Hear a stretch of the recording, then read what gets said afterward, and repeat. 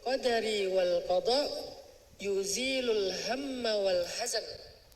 Ternyata kata Nabi, beriman kepada qada dan qadar atau takdir kalau bahasa kita akan menghilangkan alham dan hazan.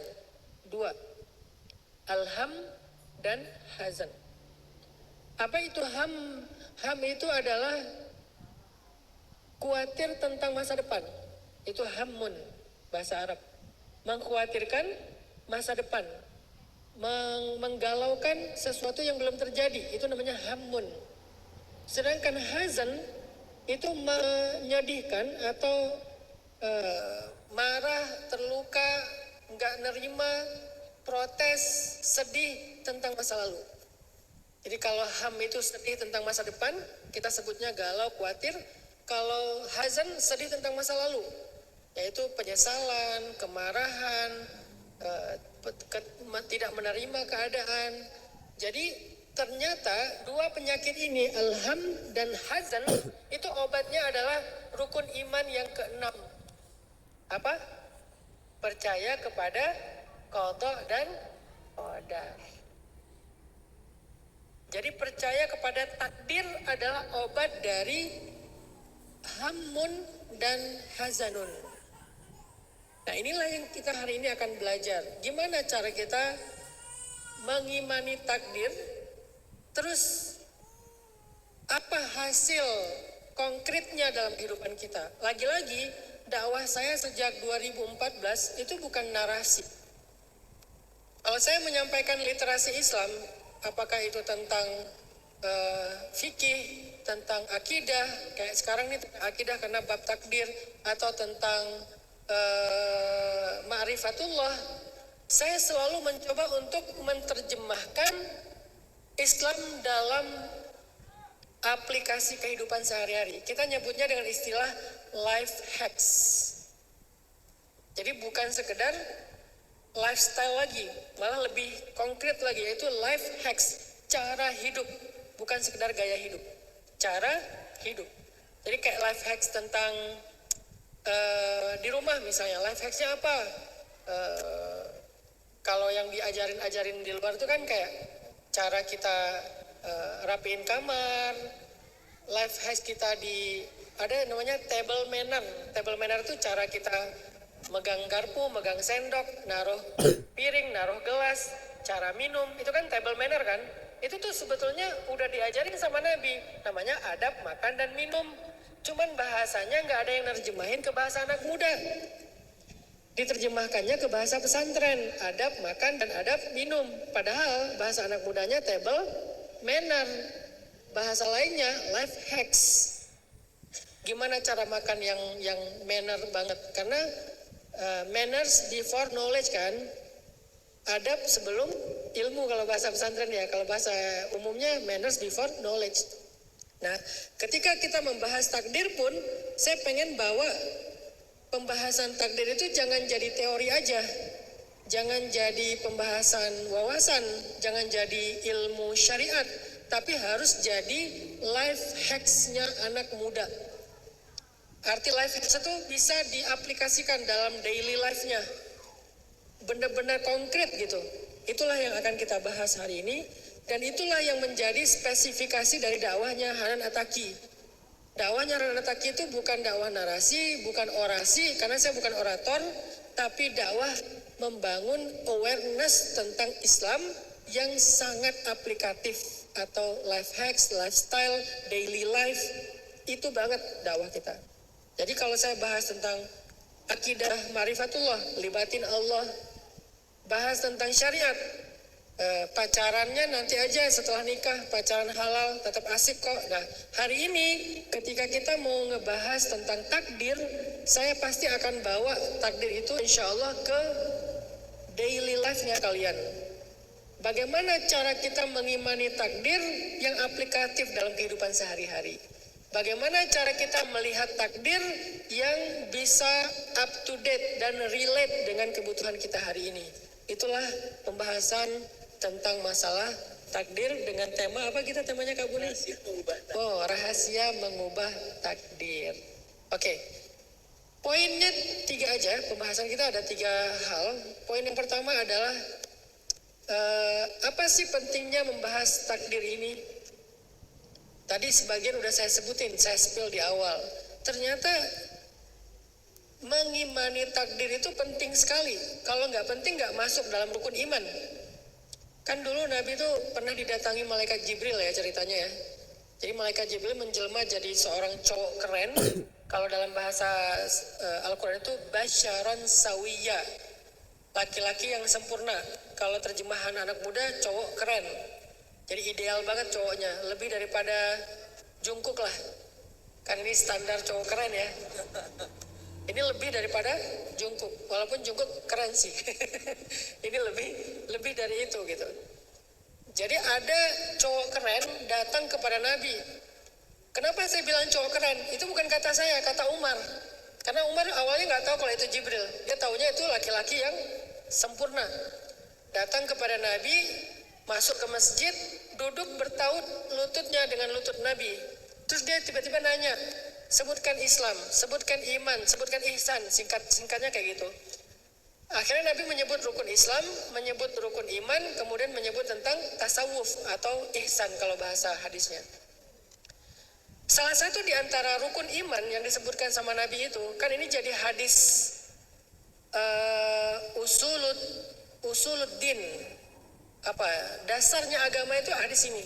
Sehingga hadis ini dikenal dengan istilah ummul hadis. Jadi kalau Quran itu ada namanya ummul Quran, apa ummul Quran? Al-Fatihah. Kalau hadis juga ada ibunya hadis, yaitu ummul hadis. Ummul hadis itu hadis Jibril yang tadi, tentang Islam, tentang iman, tentang ihsan. Berarti 3 hal yang dibahas. 1, masalah syariat. Yang kedua, masalah akidah. Yang ketiga, masalah tasawuf. Jadi Islam itu terbagi kepada 3 hal pokok: akidah, fikih, tasawuf. Jadi kalau ada orang yang mengatakan tasawuf itu bukan bagian dari Islam, berarti dia nggak ngerti hadis Jibril.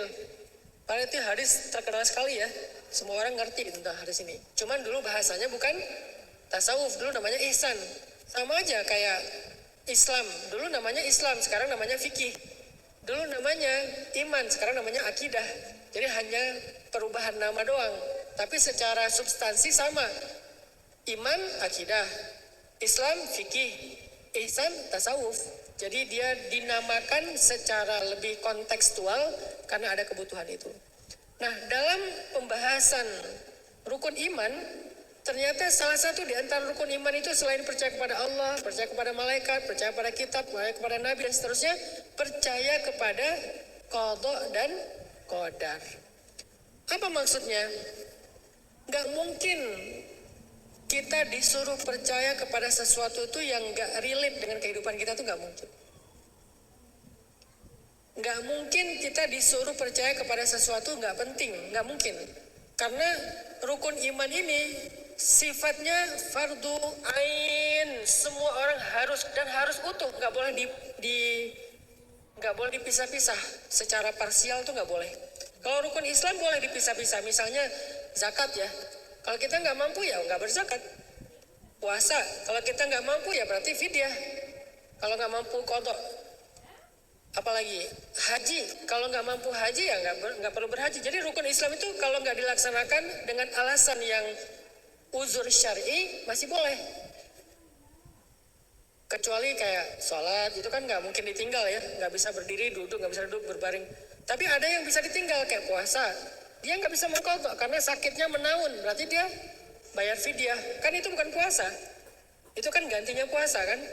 Gitu juga dengan zakat. Dia emang orang fakir miskin, nggak ada kewajiban berzakat, ya udah dia nggak bayar zakat mal. Haji, dia emang nggak punya kemampuan untuk berhaji, ya udah umroh aja belum, apalagi haji misalnya. Umroh kan lebih ringan, biayanya lebih ringan, waktunya lebih fleksibel, itu aja dia nggak sanggup, apalagi haji. Ya udah berarti dia nggak ada kewajiban haji karena bagi yang mampu. Berarti dia cuma bisa syahadat sama sholat, yang lain nggak bisa. Boleh, sah Islamnya, tapi kalau iman nggak boleh. Saya percaya pada Allah aja deh. Kalau malaikat tergantung malaikatnya dulu. Kalau malaikat Israel saya nggak percaya. Karena takut gitu kan. Kalau malaikat mungkar nakir malas ditanya-tanya melulu di dalam kubur. Kalau malaikat Malik saya takut juga, penjaga neraka. Kalau saya senangnya Jibril, Mikail, Ridwan ya. Kenapa? Mikail kan bawa rezeki, bawa jodoh gitu. Kalau Jibril bawa wahyu. Jibril aja saya agak males sih, karena setiap dia turun bawa perintah, bawa larangan. Itu tuh Yahudi banget tuh. Karena orang Yahudi nggak suka sama malaikat Jibril, makanya nggak ada orang Yahudi yang anaknya dikasih nama Gabriel. Rata-rata nama anak mereka itu Michael. Dan direkam oleh Al-Quran. Yang memusuhi Jibril berarti memusuhi Allah, kata Allah kan. Kenapa? Mereka itu nggak suka sama Gabriel. Soalnya Gabriel setiap turun bawa perintah. Mereka kan nggak suka diperintah-perintahin. Mereka pengen bebas. Mereka sukanya sama malaikat Mikail yang setiap turun bawa rezeki. Dan nggak boleh dipisah-pisah malaikat itu. Begitu juga para nabi. Saya mah senangnya sama ngefansnya sama Nabi Sulaiman, karena dia kayak sakti gitu. Saya ngefansnya sama Nabi Musa karena dia kuat. Saya ngefansnya sama Nabi Yusuf karena dia ganteng. Nggak bisa. Semua nabi itu harus kita yakini, kita imani, nggak boleh dipisah-pisah. Walaupun kita umat Nabi Muhammad, kita berimannya kepada semua nabi dan rasul. Cuman mengikuti ajaran Nabi Muhammad, tapi mengimani semua nabi dan rasul. Iman tuh nggak bisa dipisah-pisah. Begitu juga kitab. Saya mah Quran aja. Enggak, kita Quran juga, ya Taurat juga, ya Injil juga sebelum dirubah.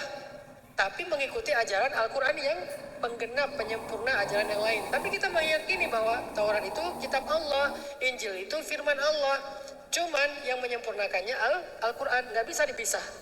Al-Quran pun gitu, nggak boleh. Ini ayat poligami saya nggak mau, nggak bisa. Ini ayat riba saya nggak mau, bagi laki-laki senangnya riba biar cepat bisnisnya, nggak bisa. Jadi ayat ya semuanya dari mulai Bismillahirrahmanirrahim Al-Fatihah sampai minal jinnati wan nas, an-nas, nggak ada satupun huruf yang boleh kita abaikan atau kita tolak. Kayaknya saya lam mim aja deh, alifnya enggak. Jadi pas baca Al-Baqarah lam mim, loh kok lam mim? Soalnya aku malas dengan alif. Kenapa kok malas dengan alif? Mantan aku namanya Alif misalnya ya. Nggak bisa, semua huruf sama, diyakini semuanya.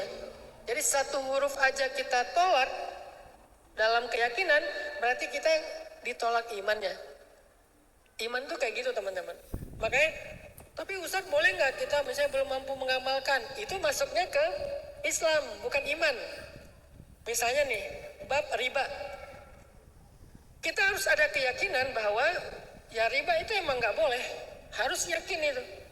Tapi kalau belum mampu, berarti imannya benar, Islamnya belum sempurna, gitu aja. Belum mampu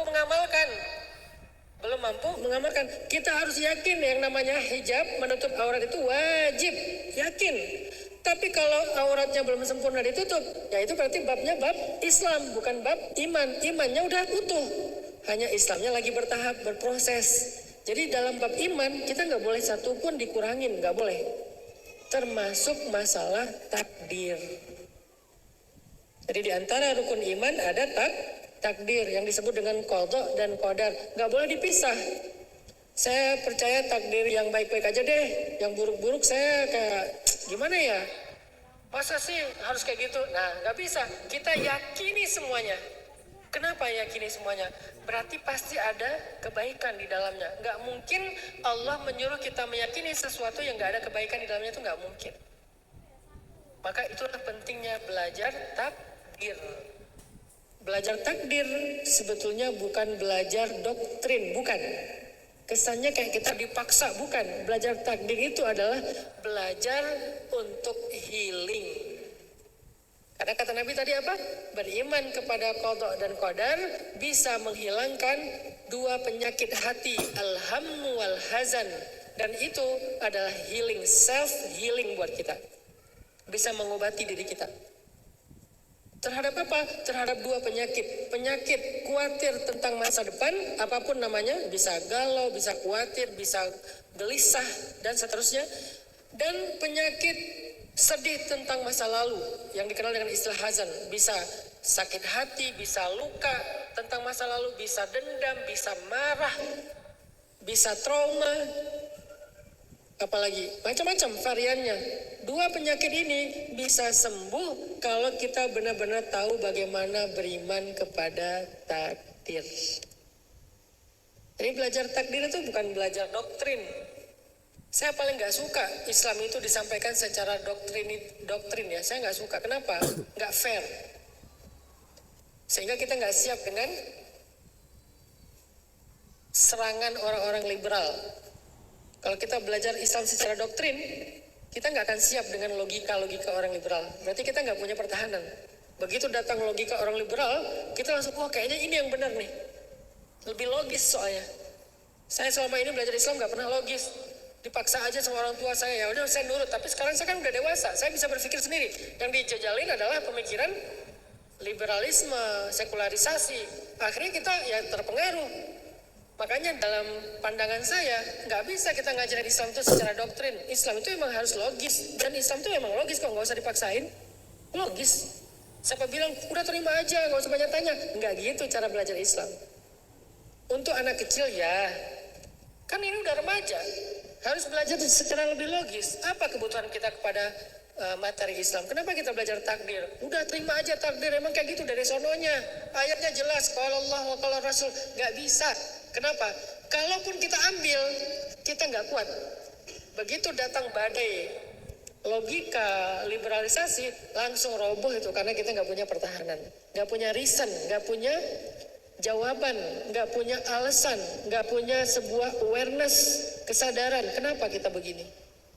Makanya belajar takdir selama ini kan kita disuruh hafal kan, rukun Islam udah hafal, rukun iman udah hafal, bahkan sifat-sifat Allah 20 udah hafal. Mungkin yang lebih serius lagi udah hafal aqaid khamsin, 50 akidah.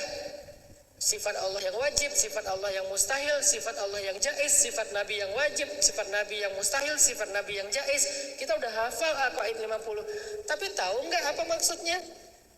Terus ngerti nggak aplikasinya dalam kehidupan kita apa? Kalau cuma hafalan, itu bukan pertahanan. Itu adalah sebuah bahan. Kalau kita nggak tahu cara ngeraciknya, bahan itu tetap mentah. Makanya hari ini kita akan bahas dari sekian banyak materi Islam, satu aja, yaitu tentang beriman kepada takdir. Apa relevansinya dalam kehidupan kita? Ternyata beriman kepada takdir itu obat hati. Ternyata beriman kepada takdir itu adalah self-healing. Ternyata beriman kepada takdir itu adalah awareness yang paling tinggi. Kalau kita nggak belajar takdir, kita nggak punya awareness tentang diri kita. Tentang self-awareness tuh nggak muncul. Kita nggak, apa saya itu apa ya? Kenapa ya? Hidup saya ini apa ya? Kenapa ya? Nggak tahu. Sehingga nggak punya self-awareness. Kalau nggak punya self-awareness, kita tuh mudah dipengaruhi. Jadi belajar takdir itu yang Allah udah terapkan udah Allah rumuskan dalam rukun iman, emang penting sekali. Jadi belajar rukun iman itu yang penting, selain percaya kepada Allah dan seterusnya, itu semuanya penting.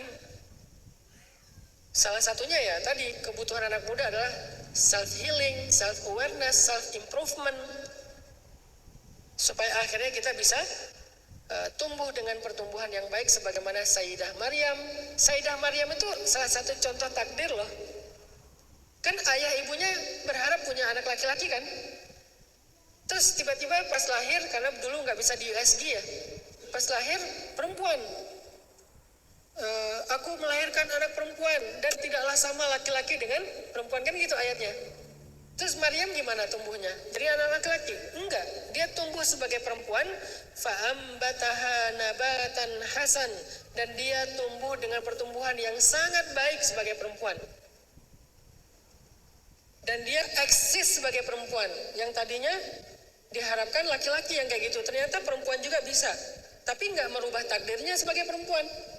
Nah itu namanya self-awareness, self-improvement, ketika dia bisa ngerti yang namanya takdir, fitrah. Kemudian bagaimana cara Sayyidah Maryam menerima takdir tiba-tiba hamil tapi nggak punya suami? Ini lebih berat loh. Kalau kita mungkin cuma belum ketemu suami ya. Kalau Maryam nggak punya suami tapi hamil. Bukan hamil di luar nikah, bukan. Hamil nggak punya suami, itu beda ya. Kalau hamil di luar nikah, ada laki-lakinya, cuman belum nikah. Kalau ini hamil nggak punya suami, nggak punya laki-laki, tiba-tiba hamil aja gitu. Dan hidup di tengah masyarakat yang sangat toksik. Toksik banget tuh masyarakatnya. Masyarakat apa? Bani Israel. Kita mungkin toksiknya cuman segeng lah. Toksik